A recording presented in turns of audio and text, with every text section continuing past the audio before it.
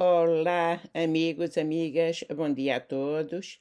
Se você acabou de aterrar aqui neste canal YouTube que não me conhece, eu sou a Graça e neste canal nós andamos a ler História, a época salazarista em Portugal, a ascensão de Salazar ao poder, o que se contava e o que se ocultava na época do Estado Novo. Nós estamos hoje este vídeo é o número 3 da queda da Primeira República em Portugal.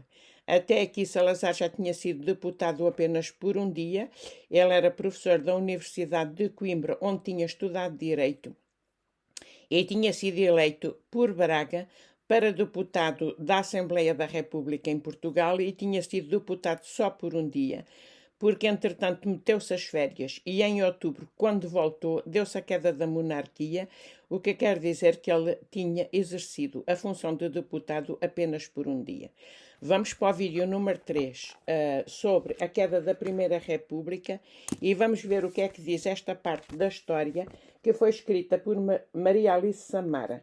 Nós estamos aqui nesta parte do vídeo e está aí uma fotografia de o Presidente da República, Sidónio Paes, visita os locais da assistência em 5 de dezembro de 1918. Portanto, esta fotografia é de 1918. Então, o que é que diz a Maria Alice Samara aqui sobre a queda da Primeira República? Desde o 5 de outubro que está tudo errado. O que estava errado? Para retomarmos a expressão da Guerra Junqueira, é em Val de Josafá Memórias. Este em Val de Josafá Memórias diz-me qualquer coisa, se não me engano, um filme do Manuel de Oliveira. Se não estou errada, ele fez um filme sobre isto. Que problemas enfrentava a República? Em vez de se perguntar como é que a República caiu, pode perguntar-se como se conseguiu manter. Ou, dito de outra forma, se o período mais valorizado não continha nele próprio os sinais da sua fragilidade. Inserida no contexto da crise do liberalismo, a Primeira República falhou como tentativa de regeneração democratizante, representando ao contrário o último estertor do demoliberalismo. Fernando Rosas, na linha do Vasco Polino Valente, apresenta 3 questões que permitem lançar luz sobre as razões do falhanço da alternativa liberal republicana. Em primeiro lugar, o republicanismo era um fenómeno social minoritário, em boa medida próprio da pequena burguesia e classes médias urbanas. O republicanismo, acusado à sua direita e à sua esquerda, não conseguira romper este cerco, que a prazo acabaria por fazer cair a República. As forças vivas, ou os grandes interesses, e as classes conservadoras aglutinar-se-iam paulatinamente em torno da defesa do conceito de ordem e do desiderato de um Estado que a mantivesse. A Revolução Russa e o extremar de campos entre as esquerdas e as direitas nos anos 20 só viriam tornar mais urgente esta necessidade de superação autoritária do liberalismo. Quanto ao movimento operário organizado, a sua distinção face à República decorre naturalmente da desilusão face às promessas dos tempos, da propaganda e da maneira como foi tratado a cacete. Ao invés de manter e reforçar o bloco social viabilizador do 5 de outubro, o novo regime abriu uma outra frente, perdendo o apoio do movimento operário, a bem de uma tentativa de aproximação às forças vivas.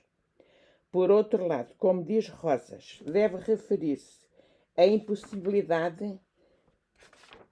incapacidade do republicanismo democratizar o sistema político.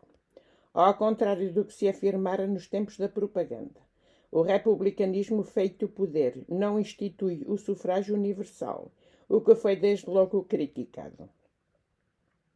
O diminuto número de eleitores e elegíveis fazia com que os partidos da República apenas representassem uma pequena minoria da população e as violências eleitorais não credibilizavam os resultados.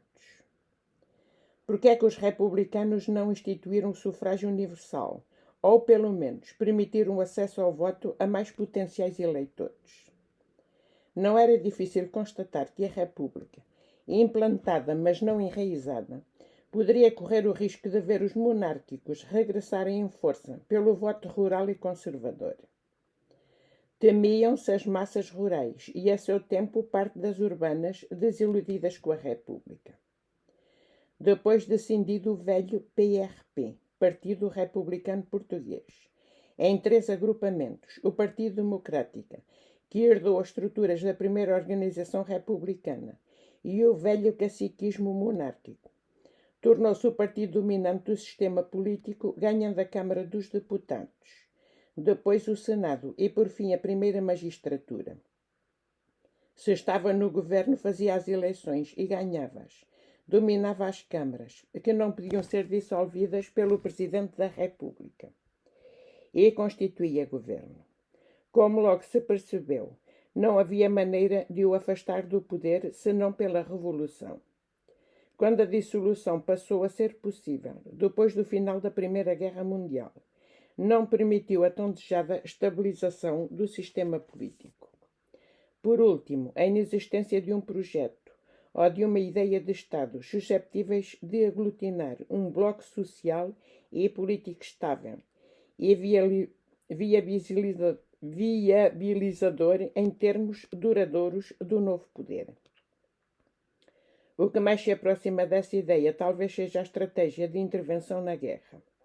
No entanto, não podem deixar de ser referidas as propostas dos governos ditos canhotos, depois da Primeira Guerra Mundial, entre 1923 e 1925, com Álvaro de Castro, Rodrigues Gaspar e José Domingos dos Santos. Os governos canhotos, eu fiz ontem um vídeo sobre isso, para se perceber o que é que foi os governos canhotos nesta altura. Eu vou continuar amanhã com a leitura deste texto. Hoje vou terminar para o vídeo não ficar muito longo. Vou terminar a mostrar aqui uma fotografia para vocês, que por acaso é muito interessante. Álvaro de Castro e o seu governo, um dos ditos canhotos, 1923-1924. Portanto, os membros dos tais governos ditos canhotos. Portanto, esta fotografia data da altura da queda da primeira monarquia. Estamos na Primeira Guerra Mundial em Portugal e não esquecer que Portugal participou na Primeira Guerra Mundial.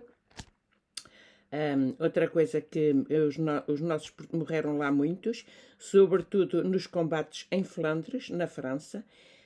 E o meu avô materno, que eu já falei aqui várias vezes com vocês, que ele morreu quando eu tinha 18 anos, e que me contava muitas coisas da época dele, porque ele tinha nascido em 1895. O irmão dele mais velho foi destacado para a Primeira Guerra Mundial. Veio de lá completamente traumatizado. Aliás, ele desertou a linha da frente e quando eles desertavam eram presos. Portanto, ele teve preso por causa disso na Primeira Guerra Mundial e o meu avô falava muito nisso. Portanto, foi uma época muito, muito difícil na Europa, muita pobreza, muitas guerras.